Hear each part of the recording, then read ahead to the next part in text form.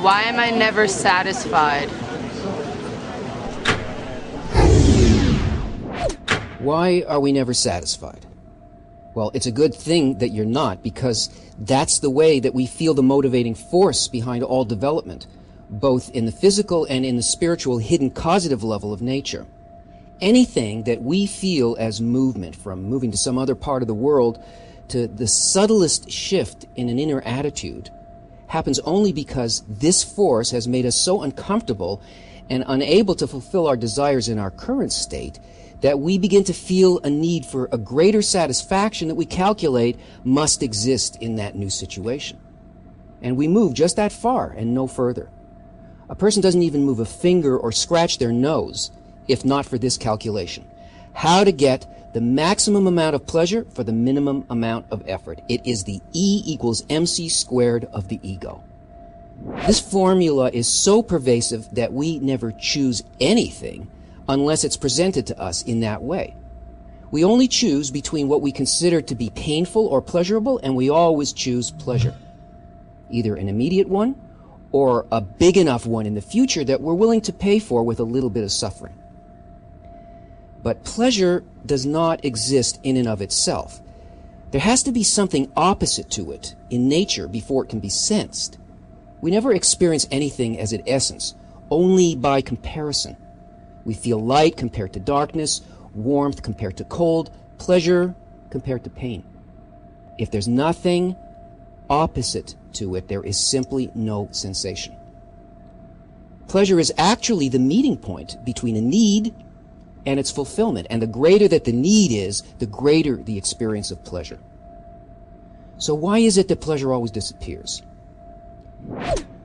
You know what it's like when you're a little hungry. You start thinking about what you could eat. Maybe a pretzel. Yeah, okay, maybe later. But the hunger keeps on growing. Maybe I'll have a couple of hot dogs. No, a whole pizza.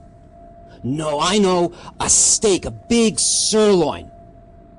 Vegetarians, please substitute a tofu loaf from your imagination, with a baked potato and all the condiments imaginable. And then when dinner finally comes, you could eat a steak so big that it needs its own area code. And that first bite is pure ecstasy. And the next bite is wonderful. The next bite is good. And the next bite is okay. And the next is whatever it is. And the next one is, no, not another bite. I'm going to be sick. The need is diminished. It no longer stands opposite to the steak. And now the pleasure can't be sensed because the need has been extinguished. And this all happens because we're trying to satisfy only ourselves. And that egoistic desire is ultimately what makes human experience limited and physical. Because our own needs are tiny, and they're built in such a way that they can never be satisfied. And yet we find ourselves longing for lasting pleasure, and we feel that somehow it must exist. And it does.